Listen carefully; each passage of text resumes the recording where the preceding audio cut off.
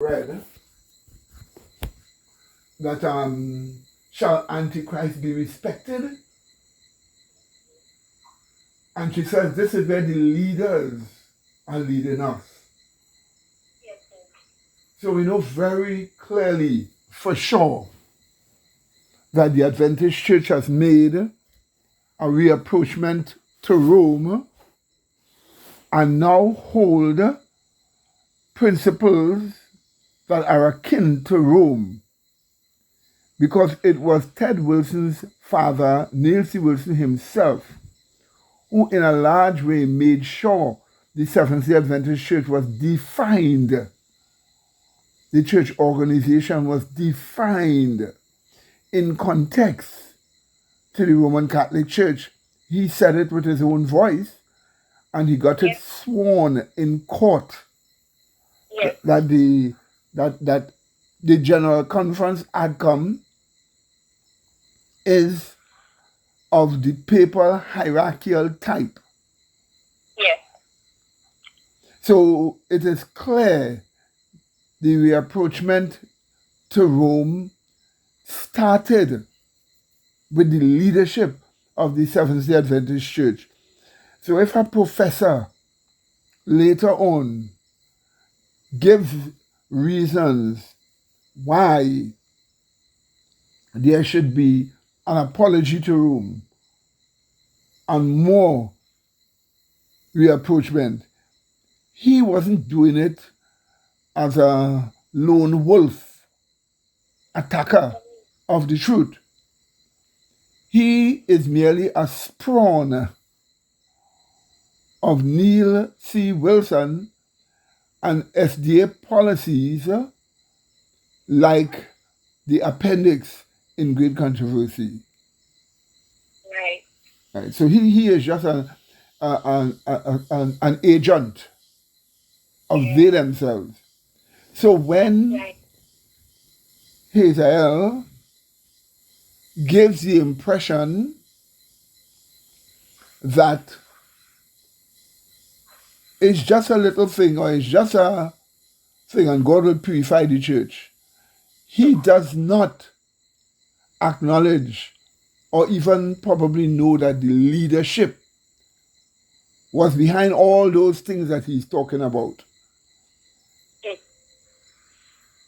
And one of the most outrageous things we can see is this, is that Loma Linda, which is supposed to be the chief Seventh-day Adventist organization,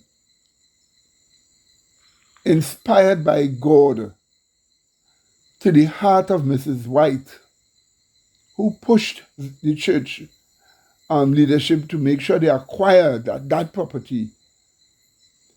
Now that same Loma Linda hires Catholic priests and pays them church tithe to keep Catholics and to make sure they do not become Seventh-day Adventists. And you are paying these priests tithe and offering that belongs to God to keep Roman Catholics right down to death. God. In other words, you're keeping them Catholics right down to death so that they will be judged by God as Catholics and not as remnant church members in the judgment. So you are taking church tithe and paying Babylon to keep their membership Babylon right down to the end. And yet claiming that the Seventh-day Adventist Church will never become a sister to Babylon. Now, since it is a backsliding church that reapproaches, right, that draws closer to Rome, Yes. And true Protestantism that follows the Bible will distance themselves and totally abhor the papal system. It would mean that Seventh-day Adventists have given up their Protestant status. Yes. Because instead of protesting against the apostate Protestants, you are now inviting their ministers to preach in your pulpit to bring revival to your church. You are following their dancing, their singing. You have their theology as part of your body of beliefs. And furthermore, even with the papal religion, you are now saying, don't speak against them in this and in that and in this and in that. So we have what we call a doctrinaire in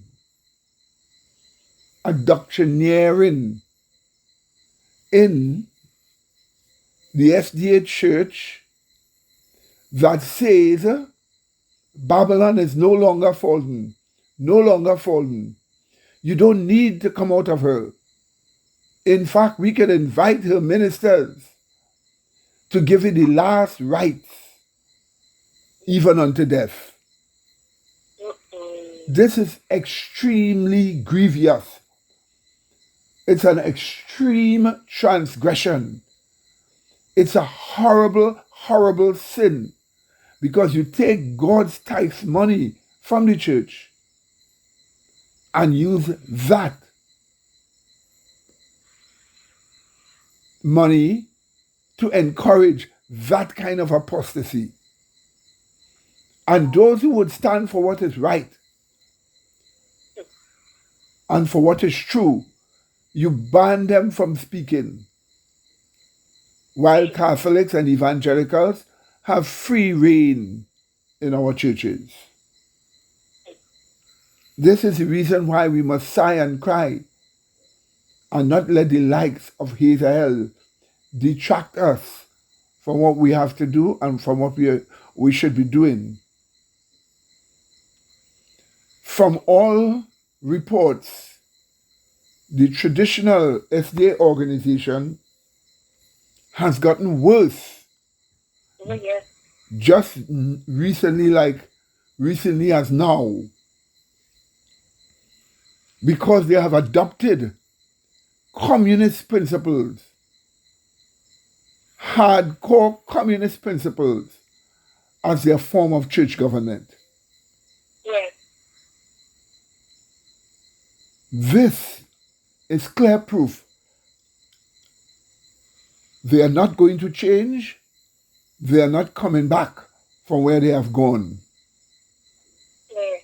So that of the body of people in the periphery of Seventh-day Adventists, the vast body of people that are there, some of them are members of God's church, but they are feeble and defective, while a large amount are tares.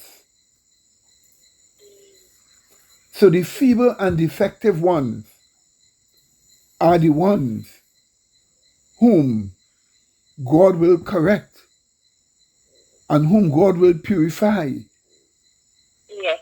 that they may become, some of them, the 140 and 4,000. But they're the ones whom God will purify. But the tares will not be purified, a large amount of them. And the vast majority of them will remain with the organizational institutions and structure right down to the end as Christ is coming in the heavens. This, Mrs. White tells us, this we know. So we cannot allow Hazael to tell us and get away with it that when the church is going to be purified, it means the general organization of the Adventist Church. That it means the General Conference led people who follow them, that all of them will become purified. Because we are not to mistake the word church to mean that. Right. And that is the context how he speaks. These specious deceptions Mrs. White warned the church about, of adopting principles like that. And behold, today we have arrived, and the organization is now a sister to fallen Babylon. So may God have mercy on all of us. Thank you very much, my dear. And thank you too, and may God be with you. Okay, Brother Medina, you and Sister Del. And with you also, my dear. Thank you very much.